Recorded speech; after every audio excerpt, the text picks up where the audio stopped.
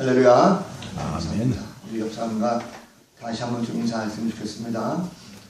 보니까 아름다운 냄새를 우리가 향기라고 그러죠. 옆 사람과 인사할 때 당신은 그리스도의 향기입니다 하고 인사했으면 좋겠습니다. 손을 꼭 잡아주시고 눈을 지그시 쳐다보시면서 당신은 그리스도의 향기입니다. 그리스도의 향기십니다. 향기입니다. 예, 감사합니다. 여러분들은 그리스도의 진정한 향기임을 믿으시기 바랍니다. 우리가 냄새가 좋아서 그런 것이 아니고 하나님께서 여러분들을 향기나게 만들어주시고 또 그 가운데 아름다운 향기가 세상 온 전역에 퍼지는 놀라운 역사가 있게 될 줄로 믿습니다. 요즘에 중년들이 건망증 때문에 굉장히 많이 고생을 하고 있는데 건망증이 아주 심한 그런 사람이 한 명 있었습니다. 어느 날 그가 남대문에서 택시를 탔어요. 택시 타자마자 아저씨한테, 기사 아저씨한테 아저씨 동대문으로 가주세요 라고 얘기했습니다. 자, 그런데 한참 동안 달리는데 택시 안에서 이렇게 가만히 밖을 쳐다보고 있던 이 사람이 갑자기 깜짝 놀랐습니다. 왜 놀랐을까요? 자신이 지금 어디로 가고 있는지 모르는 거예요. 택시 운전기사한테 내가 어디로 가자고 했지 하면서 굉장히 좀 조마조마했습니다. 그래서 아무리 생각해도 자기가 어디로 가는지 잘 몰라가지고 한참 망설이다가 마침내 택시기사에게 물었습니다. 저 아저씨 제가 아까 어디로 가자고 했죠? 이렇게 물어보니까 택시기사가 갑자기 깜짝 놀라면서 대묻더래요. 당신 언제 탔어요? 택시 운전기사도 건망증 환자입니다. 인생 살다 보면 우리가 잊고 사는 게 참 많죠. 그러나 어느 순간에 그것이 깨달아질 때가 있습니다. 오늘도 말씀을 통해서 우리가 잊어버렸던 하나님 만나고 또 하나님 말씀이 깨달아지는 이런 역사가 있게 되기를 주님의 이름으로 간절히 축원합니다. 오늘 본문에 보면 집을 나갔던 둘째 아들은 이제 아버지 집에 돌아옵니다. 그리고 그 아버지에게 자신의 죄를 고백합니다. 둘째 아들의 이 죄의 고백을 듣고 아버지는 가장 좋은 옷 그리고 가장 좋은 옷을 입히고 손에 가락지를 끼우고 그리고 발에 신발을 시키는 이런 장면입니다. 자, 오늘 둘째 아들은 드디어 자신이 얼마나 큰 죄인인지를 고백하고 회개하는 부분으로 나타나고 있습니다. 이것은 영적 치유의 과정 속에서 굉장히 중요한 그 장면입니다. 이런 회개를 통해서 완전한 치유, 곧 회복이라고 하는 놀라운 역사가 일어나게 되어 있습니다. 자, 많은 사람들은 자신이 죄를 짓고도 자신의 죄를 고백하지 않고 그저 만사 형통하기를 원하고 있습니다. 그러나 하나님이 하시는 치유라고 하는 것은 자신의 죄를 고백함으로 말미암아 일어나게 되는 것입니다. 둘째 아들은 자신이 아버지 집에 살 때 큰 야망을 갖고 있었습니다. 그래서 먼 나라 가서 허랑방탕하고 살 때 자신의 죄를 전혀 볼 수가 없었습니다. 자신의 죄를 볼 수 없을 때의 인생은 매우 위험한 그런 항해를 하게 되어 있죠.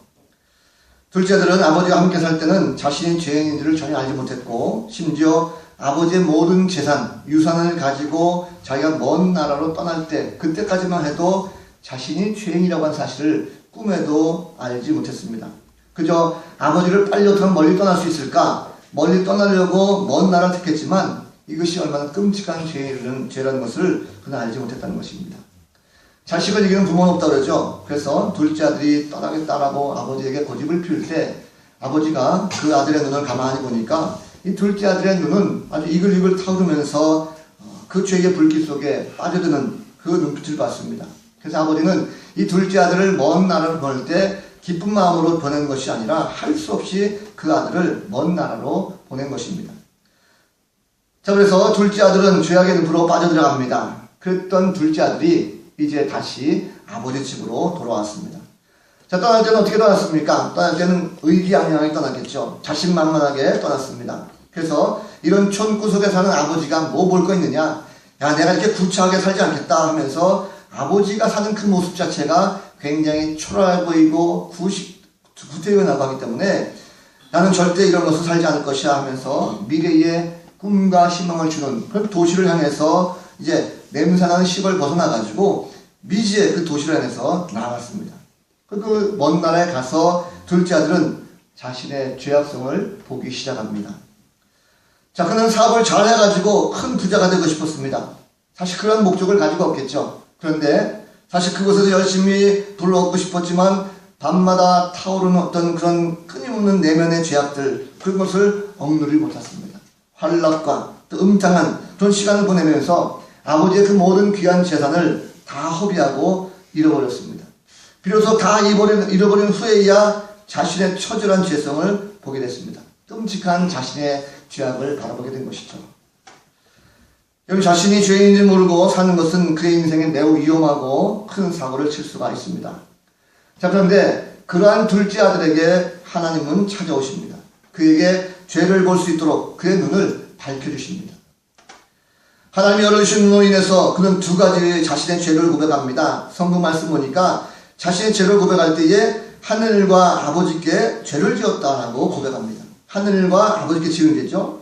둘째 아들은 사실 자신이 지은 죄가 뭔가라는 것을 생각해 봤습니다. 둘째 아들은요, 그 먼 나라에 가가지고 자신이 그 아버지의 모든 재산을 다 잃어버린 것, 그 자체가 죄 아니겠습니까? 그러면 자신이 아버지 앞에 돌아왔을 때에 나는 먼 나라에서 열심히 사업을 하려고 했지만 그저 나쁜 놈을 만나가지고 돈을 허비했습니다. 그래서 그 놈들 때문에 내가 돈을 잃어버렸습니다 라고 자신의 죄를 고백할 수가 있었습니다.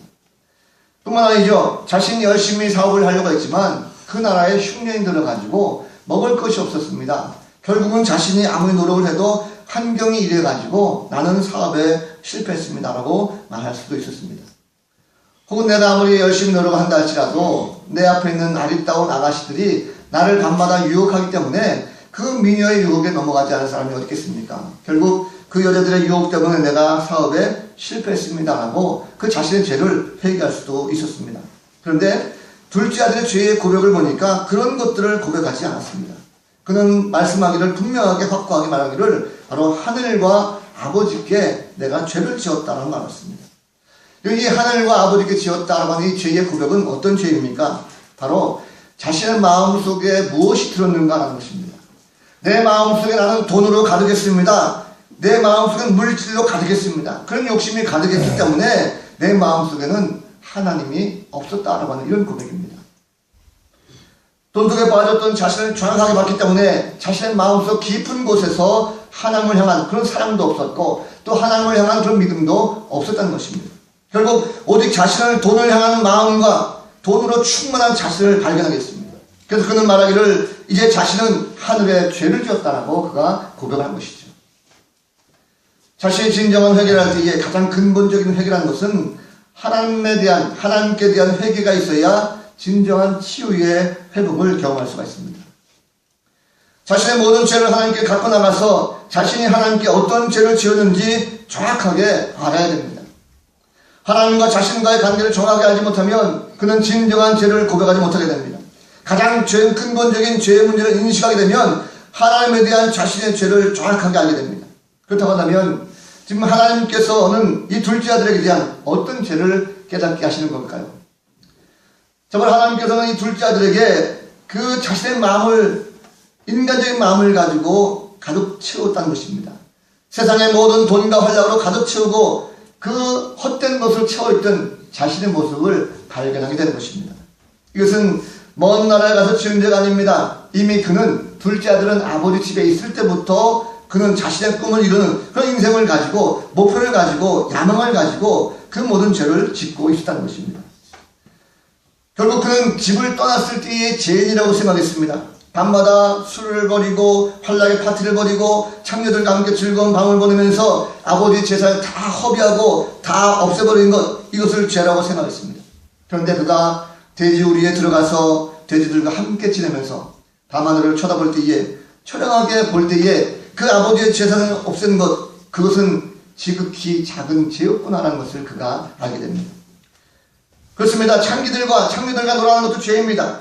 술로 인생을 망친 것도 죄입니다. 아버지의 재산을 다 없앤 것도 죄입니다. 그러나 그가 가장 자신이 큰 죄라고 고백한 것은 아버지 집에 있을 때부터 자신은 이미 내 마음속에 아버지를 떠나려고 했던 고약한 냄새를 풍기고 있었다고 하는 그 죄인 것을 자신이 알고 깨달았다는 것입니다.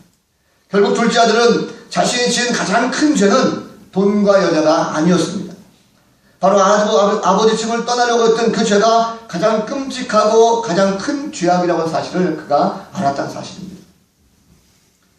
둘째 아들은 아버지의 삶을 무시했습니다. 아버지는 그저 농촌에 살는 그런 촌부다. 그 아버지 유산을 받아가지고 내가 좀 더 즐거운 마음을 가지고 기쁜 마음을 가지고 내가 인생을 살아야지. 아버지를 굉장히 무시하고 아버지는 도시의 기쁨과 활력을 모르는 아버지, 무식한 아버지, 꽉 막힌 존재, 답답한 존재 이렇게 생각했습니다. 그런데 둘째 아들은 먼 나라를 간 죄보다도 아버지 품에 있었을 때에 그 아버지 품이 얼마나 내가 괴로웠는가. 아버지 품을 떠나려고 했던 것, 이것이 바로 가장 완악하고 폐역한 죄라는 사실을 그는 깨닫게 되었다는 것입니다. 당자는 아버지 없이도 사업을 해서 더 큰 돈을 벌려고 했습니다. 이미 아버지 집에 있을 때부터 탕자는 죄인의 저 밑바닥까지 내려가고 있었다는 것입니다. 그의 아버지는 둘째 아들이 너무나 큰 죄인으로 하루하루 살아가는 모습을 볼 때에 너무나도 안타까웠습니다. 그래서 그를 차라리 먼 곳으로 보내서라도 그가 가지고 있던 모든 재산을 다 탕진하고 나서라도 그가 죄인임을 스스로 알고 깨닫고 고백하기를 원하셨습니다. 그래서 아버지는 이 아들에게 돈을 줘서라도 자신의 죄를 보기를 원하셨다는 것입니다. 먼 나라에 간다는 것은 아버지를 버리는 말입니다. 여러분, 아버지를 떠나서는 결코 인간은 비참해질 수밖에 없습니다. 둘째 아들은 도시의 활락으로 인해서 망한 것이 아닙니다. 아버지를 떠났기 때문에 그의 인생이 비참하게 됐다는 사실입니다. 그는 자신의 가장 큰 죄가 아버지를 떠났다고 하는 그 죄라는 것을 깨닫기 때문에 이제 진정으로 자신의 죄를 회개합니다.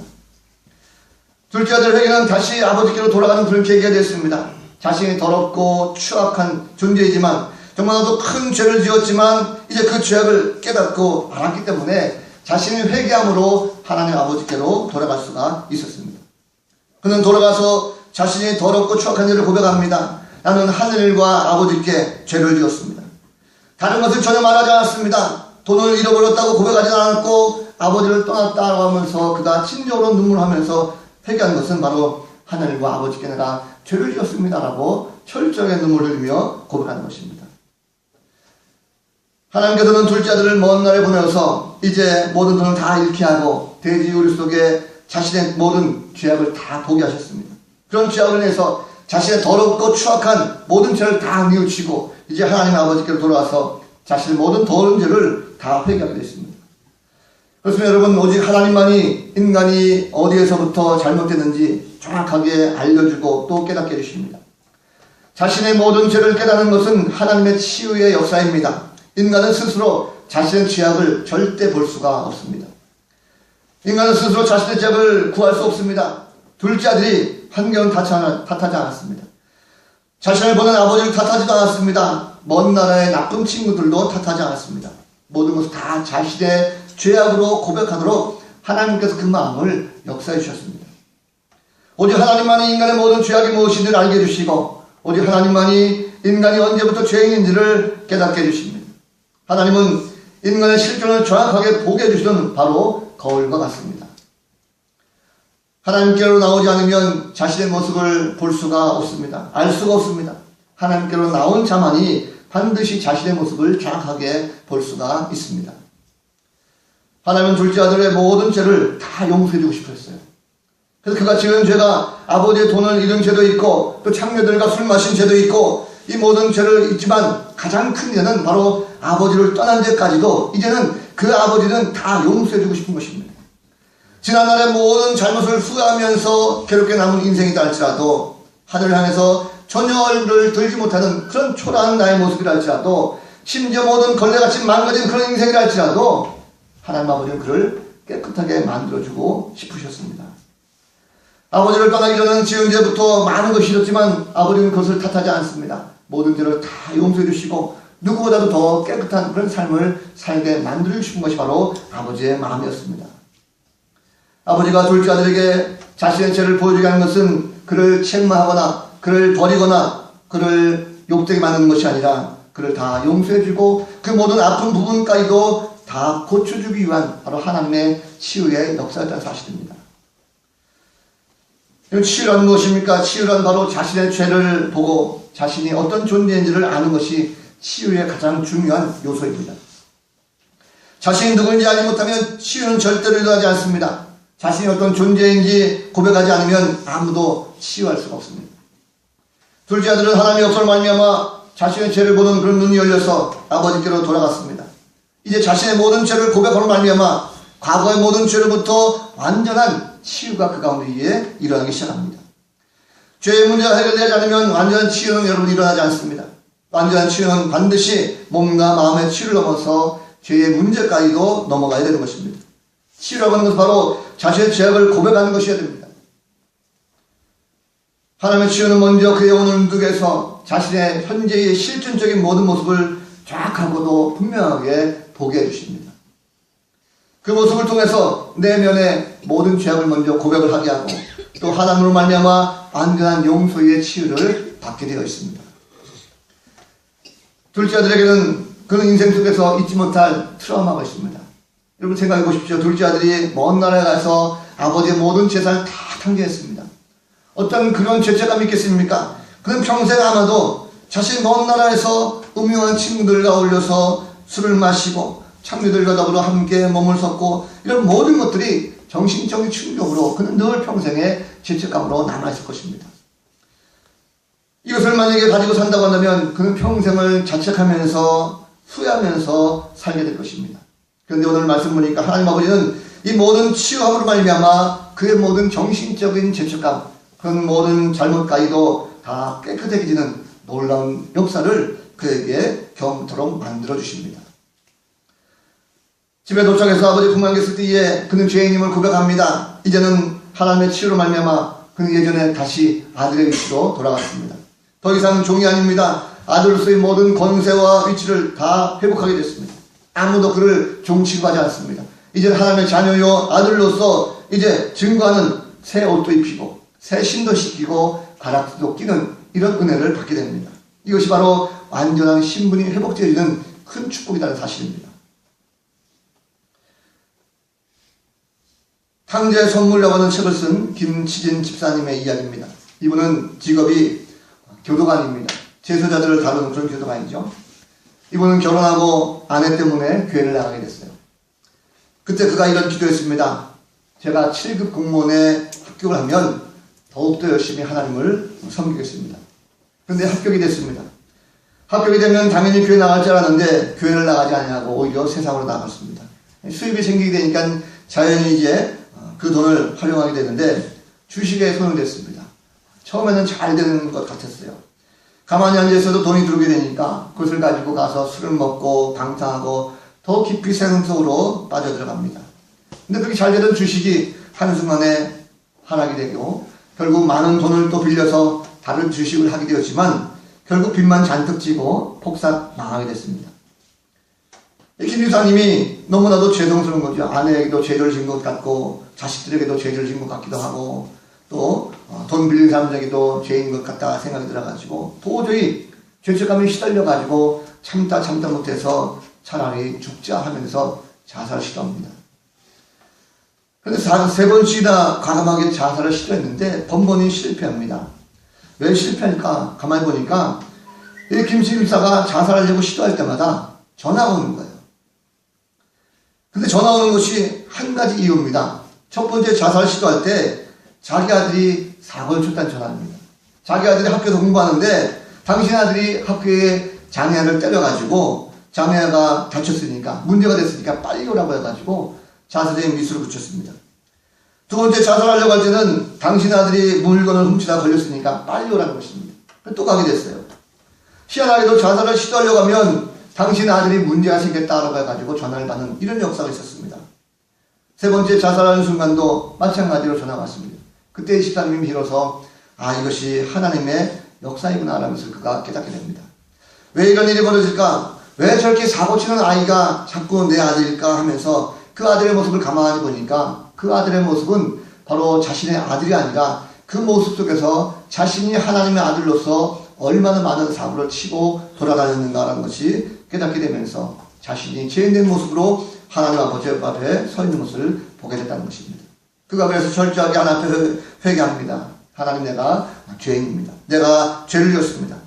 내가 세상에 돈을 바라고 내 야망과 욕심을 위해서 하나님을 이용했고 결국은 하나님을 떠났던 끔찍한 죄인입니다라고 고백하면서 목 놓아 회개하는 이런 모습이 있었던 것입니다. 결국 그가 하나님 앞에 철저하게 내려놓고 회개하고 하나님 앞에 죄를 지었습니다 라고 고백하면서 다시금 주 앞에 돌아오려고 마음먹었더니 하나님께서 그 모든 것을 다 회복시키시고 이제는 그가 인생을 통해서 자신이 교도관으로서의 모든 죄인들 만날 때마다 그 하나님을 전하고 또 하나님을 또 세우는 하나님 앞에 말씀을 전하는 그런 귀한 일꾼으로 쓰임받는 것을 볼 수가 있었습니다. 우리가 인생을 살다 보면 마찬가지입니다. 우리의 모든 인생 가운데에 우리도 역시 하나님을 모르고 살 때가 참 많습니다. 아니 오히려 하나님을 알면서도 하나님 아버지의 품을 떠나려고 하는 우리의 모습도 참 많이 있는 것이죠. 하나님은 늘 우리를 사랑하면서도 우리를 택해 주시고 우리를 감싸 안아주시는데 우리는 늘 하나님 품을 답답하다 생각해서 벗어나려고 하는 그런 경우가 참 많습니다. 내 마음대로 꿈을 가지고 내 야망을 키워보려고 내 멋대로 갈 때가 참 많습니다. 그러다가 큰 코를 다치기도 하죠. 갑작스럽게 큰 질병에 걸리기도 하고 또 사업에 어려워지기도 하고 혹은 큰 사고를 당할 때가 있습니다. 그럴 때 우리는 어떻게 합니까? 우리는 하나님 앞에 엎드려서 회개하죠. 하나님 내가 욕심 부렸던 것 용서하십시오. 흥청망청 내가 생각했던 것 용서하십시오. 쾌락을 즐기며 방탕한 생각했던 것 용서하십시오. 이 모든 죄를 다 용서해 주십시오라고 우리 하나님 앞에서 회개하고 용서를 구합니다. 여러분 그러나 그것만이 큰 죄가 아닙니다. 그것보다 더 큰 죄는 바로 하나님 아버지의 그 사랑의 품을 우리는 답답하다라고 하면서 그 품을 떠나고 내가 예수 믿어봤자 별것 아니다 라고 하면서 오히려 그 품을 답답하게 생각하고 그 품을 떠나서 멀리 도망가려고 하는 그런 죄가 진정으로 더욱더 큰 죄라는 사실입니다. 그러나 하나님은 우리를 결코 버리지 아니하십니다. 그러나 하나님께서는 그런 우리들에게도 반드시 또 찾아오십니다. 친히 인간의 몸으로 찾아오십니다. 여러분 예수 그리스도는 바로 하늘 높은 보좌를 버리시고 이 땅에 친히 인간의 몸으로 오셔서 우리에게 찾아오셨습니다. 그리고 우리에게 말씀으로 깨닫게 해주십니다. 어디서부터 무엇이 잘못됐는지를 알게 해주십니다. 우리의 모든 죄를 다 용서해 주십니다. 아무리 많은 돈을 가지고 내가 허비하고 또 쾌락을 따라서 방탕한 생활을 했다 할지라도 주님을 떠난 것, 주님 품을 떠난 것이 바로 진정한 죄임을 고백하는 순간에 주님은 모든 것을 다 용서해 주십니다. 하나님은 자녀들을 사랑하시되 끝까지 사랑하십니다. 한 번 택한 자녀는 결코 포기하지 아니하십니다. 비록 세상 속에서 모든 것을 다 허비하고 내가 온몸을 다 망가지고 다 없어지고 초라한 내 모습을 할지라도 하나님께서는 따스한 사랑으로 다시금 감싸 안아주시는 사랑의 하나님이십니다. 하나님은 우리가 죄인임을 고백하도록 만들어주십니다. 우리가 죄인입니다 라고 고백할 때에 하나님은 결코 우리를 망하게 내버려두지 않습니다. 내가 아무리 죽을 병에 걸렸다 할지라도 아무리 사업이 망했다 할지라도 아무리 내가 모든 다 잃어버렸다 할지라도 그것을 가지고 책망하는 것이 아니라 다시금 우리를 회복시켜 주시고 다시금 고쳐주시기를 원하신 것이 바로 하나님의 마음입니다.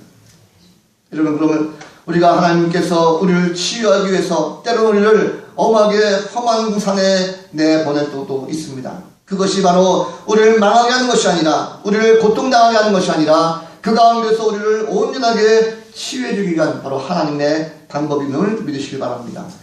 이것이 바로 진정으로 하나님의 치유의 방법이라는 것입니다. 인간은 모든 상처를 스스로 치유할 수가 없습니다. 하나님만이 완벽하게 치유할 수가 있습니다. 치유는 무엇입니까? 치유는 내 자신을 다시 한번 바라보는 것입니다. 내 죄가 무엇인지를 다시 온전하게 바라보는 것입니다. 내 자신이 얼마나 나약하고 얼마나 죄 가운데 병들어 있는가 이것을 보는 것입니다. 하나님을 떠나서 자신의 생각대로 마음껏 생활함으로 말미암아 내 삶이 지쳐있고 삶의 마음의 모든 것들이 병들어 있는 이것을 하나님 앞에 다시금 비춰봄으로 말미암아 그 거울 앞에 나를 세우는 것입니다.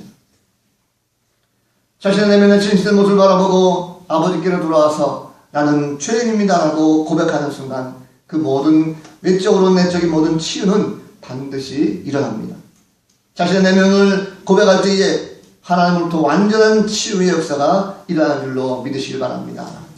여러분 우리는 연약하고 아무 쓸모없는 죄인입니다. 그러나 하나님은 우리를 치유해 주기를 원하십니다. 우리가 진정한 마음을 가지고 죄인임을 고백할 때에 하나님 아버지는 우리의 모든 예전의 위치로 다시금 온전하게 회복을 시켜주십니다. 남들이 더 이상 업신여기지 못하도록 더 이상 강건하고 힘있게 만들어 주십니다. 이제는 결코 그 자녀를 버리지 않으십니다. 다시 돌아온 그 자녀는 끝까지 붙잡아 주시고 함께 영생의 길로 만들어 주십니다. 사랑하는 성도들, 우리는 힘들고 어려울 때에 아버지 품을 떠나려고 합니다. 그러나 그것은 내가 가지고 있는 모든 재산을 다 허비하고 건강을 허비하고 내 모든 위치를 다 허비하는 것보다도 아버지의 품을 떠나려고 하는 그것이 더욱더 큰 죄라는 사실을 오늘 탕자의 고백을 통해서 우리가 함께 알아야 될 것입니다. 바라기는 한 주간의 삶을 통하여 이제는 그 하나님을 떠나는 그 죄악을 우리가 철저하게 회개하시고 진정으로 나를 사랑하시고 나를 다시금 회복시켜 주시고 고쳐주시고 하시는 그 하나님의 따스한 사랑 품에 이제는 꼭 안기셔서 그 모든 것 다 회복하시고 치유받을 수 있는 놀라운 회복의 역사가 있어지는 복된 성도들의 삶이 되시기를 우리 구주 예수 그리스도의 이름으로 간절히 축원을 드립니다. 다 같이 일어나셔서 함께 찬양하겠습니다.